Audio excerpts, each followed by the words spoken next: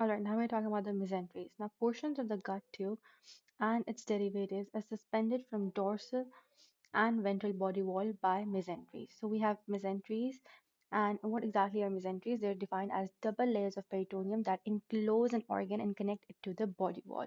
So mesenteries are basically double layer of peritoneum that is going to enclose an organ and is going to connect it to the body wall.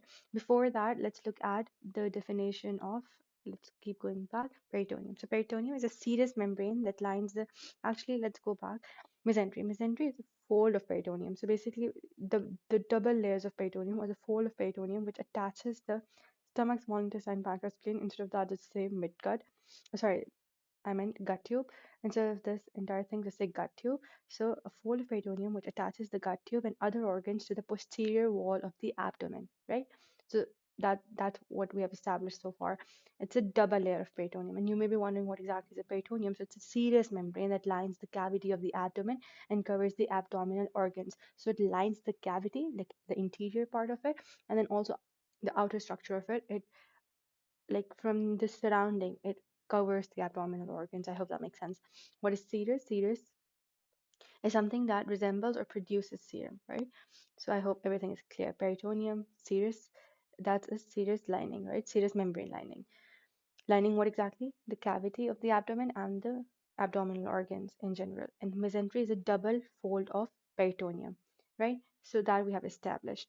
Now, there's some organs that are covered completely by the peritoneum. They're referred to as intraperitoneal and intraperitoneal. That means that they are completely covered by the peritoneum, or you can say mesentery, right? And there's some that are only covered in the front by the peritoneum, and at the back they're basically held against the posterior abdominal wall. So only one side of it is in contact with the peritoneum. So that's a retroperitoneal. And some are secondarily retroperitoneum. So secondary retroperitoneal are basically the organs which were initially intraperitoneal, but then as passage of with passage of time, the peritoneum at the back, it disappeared and eventually it became retroperitoneal. I hope it makes sense. You may be wondering mesentery exactly है क्या? So for that very reason, let me explain to you कि ये अब gut tube है, right? अब it's not possible कि ये पूरी आपकी जो gut tube है वो बस इसी तरह abdomen में lie करी हो. No, not right. That doesn't happen because अगर ऐसे होता तो this would have just collapsed. ये तो गिर जाती नीचे. So for that very reason, we need to have something to suspend it with. So we have a dorsal mesentery. Majorly we have a dorsal mesentery जो कि posterior abdominal wall के साथ line करके रखता है और इसको attach करके रखता है. So basically gut tube is not just hanging in there, it's properly suspended against the posterior abdominal wall with the help of the dorsal mesentery. हमारे पास सिर्फ dorsal mesentery होती है, but in the foregut region we have the ventral mesentery. उसके अलावा ventral mesentery कहीं भी exist नहीं करती, सिर्फ foregut की region में you will have the ventral mesentery, and this ventral mesentery further it's going to form falciform ligament and it's going to form the lesser omentum. ठीक है, lesser omentum आगे यहाँ you'll understand here. Sorry. Lesser omentum or falciform ligament, ये कहाँ से बन रहा है? ये ventral mesentery से बन रहा है, which exists only in the region of the terminal part of the esophagus, stomach and upper part of the duodenum. ये क्या है? ये foregut है. तो clearly mentioned है कि ये सिर्फ और सिर्फ foregut के region में present होती है ventral mesentery. ठीक है, और इसके अलावा ये further it gets divided into lesser omentum और falciform ligament. कैसे? क्योंकि अब जैसे ये ventral mesentery है और ये dorsal mesentery है. dorsal mesentery के अंदर एक organ ग्रो करेगा. वो ऑर्गन कौन से है? स्प्लीन. ठीक है, जबकि वेंट्रल मेसेंट्री है इसके अंदर भी एक ऑर्गन ग्रो करेगा जो कि है लिवर. अब जो लिवर को कनेक्ट कर रहा है to the interior abdominal wall, तो सब बैक करना पड़ेगा. हाँ, ये वाला पार्ट जो लिवर को कनेक्ट कर रहा है to the interior abdominal wall, that is your falciform ligament. ठीक है, फैल्सिफॉर्म लिगामेंट. और जो कि स्टमक या तो आप बोल सकते हैं पीछे आपका गट ट्यूब है ना, तो गट ट्यूब के साथ कनेक्ट कर रहा है liver को, वो है आपका lesser omentum. So lesser omentum extends from the lower portion of the esophagus and the stomach and the upper portion of duodenum, basically foregut. ठीक है, तो foregut की बात हो रही है ना, foregut में तो ventral mesentery होती है, तो foregut से लेकर liver तक जो जा रहा है ये वेंट्रल मेसेंट्री है पूरी, ठीक है, ये पूरी वेंट्रल मेसेंट्री है। वेंट्रल मेसेंट्री ऑब्वियसली फोरगट के रीजन में होगा, तो फोरगट से आगे एंटीरियर abdominal वॉल। तो जो फोरगट से लिवर तक जा रहा है वो लेसर ओमेंटम है, और जो लिवर से आगे एंटीरियर abdominal वॉल तक जा रहा है वो फैल्सिफॉर्म लिगामेंट है। So this is what they are saying here, ठीक है। उसके अलावा डोर्सल मेसेंट्री डिफरेंट एरियाज में इसको इसका स्पेशलाइज नाम दिया गया है। जैसे स्टमक वाले रीजन में it will be called dorsal mesogastrium या तो greater omentum. Now don't confuse it with the lesser omentum, because lesser omentum ventral mesentery है। lesser omentum क्या है? ventral mesentery है, और वो भी exactly कहाँ से कहाँ तक है? stomach से liver तक, that's lesser omentum। और liver से आगे wall तक falciform ligament, ठीक है। greater omentum क्या है? ये dorsal mesentery है, और किधर exactly? stomach वाले region में, जो कि stomach के region में है। What is it gonna do? Dorsal mesentery, which extends from the lower end of the esophagus and cloacal region of the hindgut। और बेसिकली मेसेंट्री क्या होता है? जो कि आपको पोस्टीरियर abdominal जो ऑर्गन्स को पोस्टीरियर abdominal वॉल के साथ कनेक्ट करके रख रहे हैं ना, तो जो स्टमक को पोस्टीरियर abdominal वॉल के साथ कनेक्ट करके रख रही है उसको आपने बोला है ग्रेटर ओमेंटम या तो डोर्सल मीजोगैस्ट्रियम। जो कि डुओडेनम को कनेक्ट करके रख रही है वो मीजो डुओडेनम है। जो कोलॉन को कर रही है वो डोर्सल मीजो कोलॉन है। जो कि जेजनम और इलियल लूब्स को कर रही है उसका क्या नाम है? It's called mesentery proper.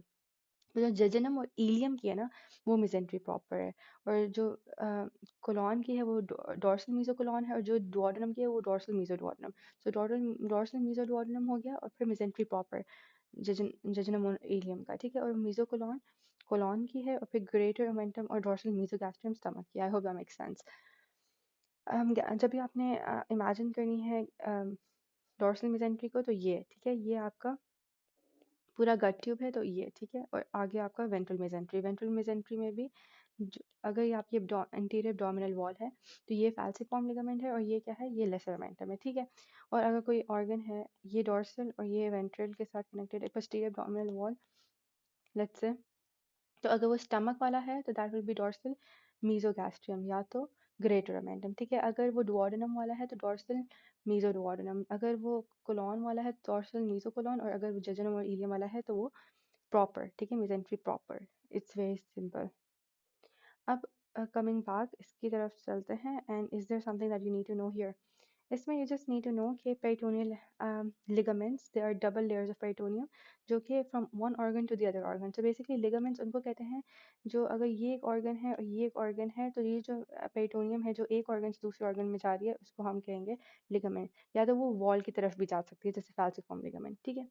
अब उसके बाद इनिशियली जो फोरकट और मिडकट और हाइंडकट हैं, they're in broad contact with the mesenchyme of the posterior abdominal wall.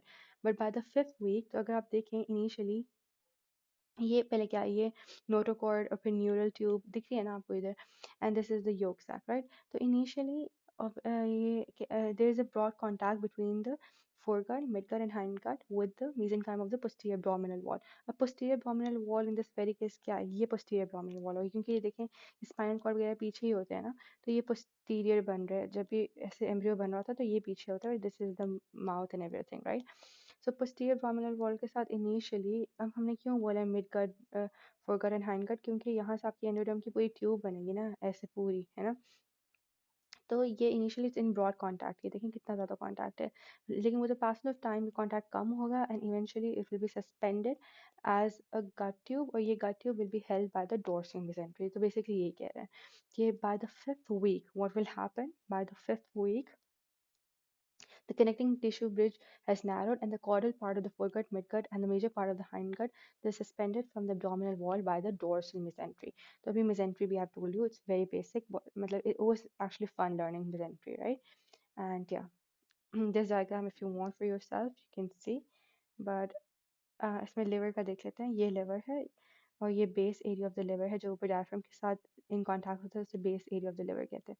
ये actually ये वाला part base area of the liver, ठीक है।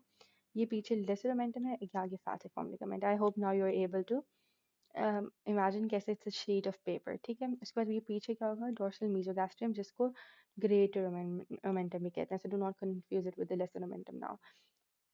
तो बेसिकली स्टमक के आगे लेसर ओमेंटम होती है और पीछे ग्रेटर ओमेंटम होती है, जो ग्रेटर कर्वेचर से निकल रही होती है, ठीक है।